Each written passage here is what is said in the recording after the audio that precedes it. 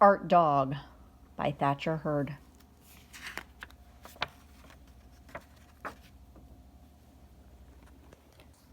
Arthur Dog was a guard at the Dogopolis Museum of Art. He liked his job. All of these paintings in here are actually paintings that they've changed to have dogs in them, but they're actually famous paintings that you can find in a real museum. That's part of what makes this book so much fun. He liked guarding the paintings by Vincent van Gogh and Pablo Poodle, but Leonardo da Vinci was Arthur's favorite painter. Or was it Henri Matisse? Arthur couldn't decide.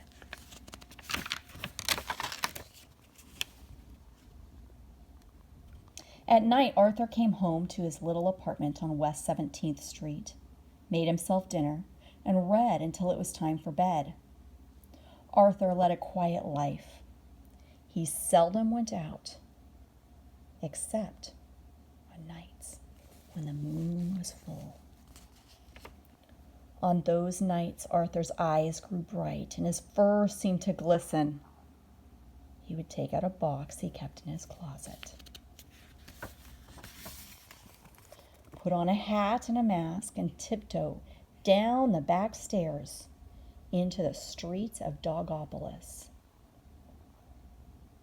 He crept down an alley, and when he was sure no one was around, he unlocked the box and took out paints and brushes. He painted a slash of lightning, a splash of sunshine, and dozens of glowing lights in the night. He painted monsters 10 feet tall, fish with tails the size of houses, frogs ready to leap over skyscrapers. When he was finished, he crept home alone, a dog alone, wondering if anyone ever noticed his paintings. No one saw him paint or sign his paintings with a splat of his tail and the name Art Dog. No one really knew who Art Dog was. Until one night at the museum, crash! A window was broken, a door was busted. Bring! The alarm went off and footsteps clattered down the alley behind the museum.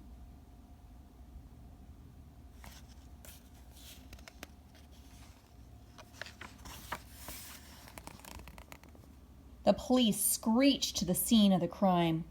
The director of the museum was not far behind. "Yikes! The Mona Woof is gone!" cried the museum director. "Look what they left instead of a Leonardo da Vinci." "Is this art?" "Looks like a Mona Lula to me," said the chief of police. "The paint's still wet," said the museum director. "Find me the culprit," yelled the chief of police.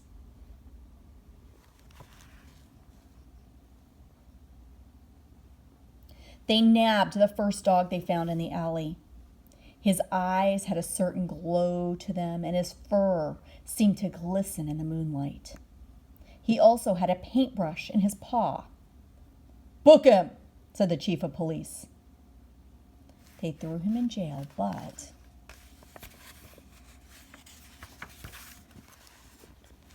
when no one was looking, he pulled out a brush and a tube of paint, and he painted a ladder. He climbed up the ladder, and where there were bars, he painted a window and jumped out back into the streets of Dogopolis. Then he put his nose in the air. What was he sniffing? Suddenly he took out his brush and his paints. Zip, splash, smoosh. He painted himself a brushmobile with his name on it. It's a pretty cool superpower, isn't it?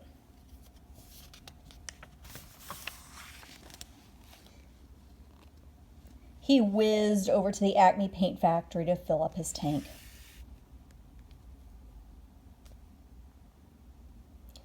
Then off he roared into the night, over highways and bridges, through the park and past the ballet, leaving a trail of paint behind him as he went.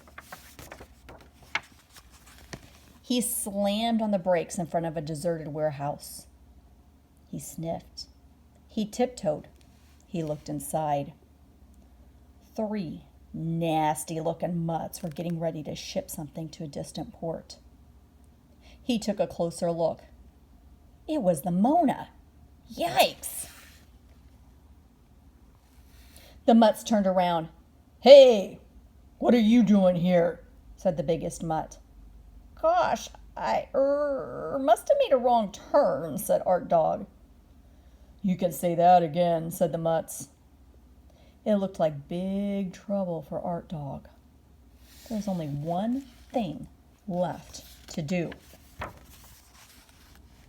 Paint.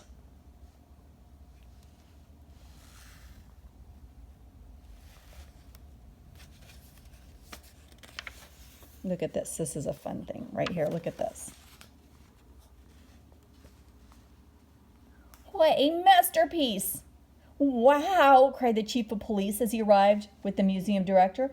"How did you know where the Mona was?" Art Dog wiggled his nose. "I can smell art a mile away." The director of the museum said, "I don't know how to thank you, Mr. Art Dog," said Art Dog, pointing to his brushmobile. "Art Dog, I like the way you paint. How about a show at the museum?" "Sure thing," said Art Dog as he sped away in his brushmobile.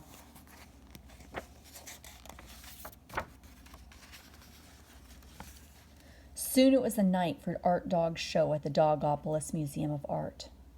Everyone stood around and sipped root beer as they waited to meet Art Dog and see his paintings.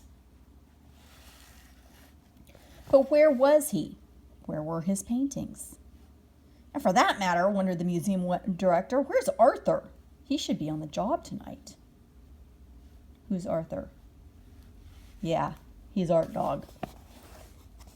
Suddenly, there was a sound.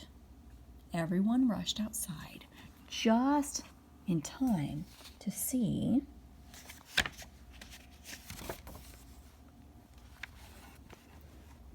Art Dog, high in the sky, finishing his masterpiece, City Rhapsody.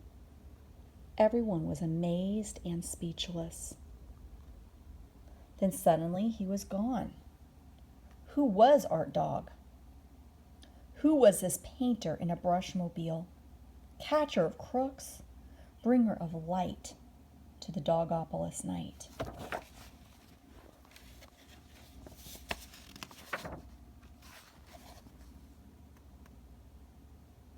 No one knew. But you know, don't you? Another fun book. Thank you for listening.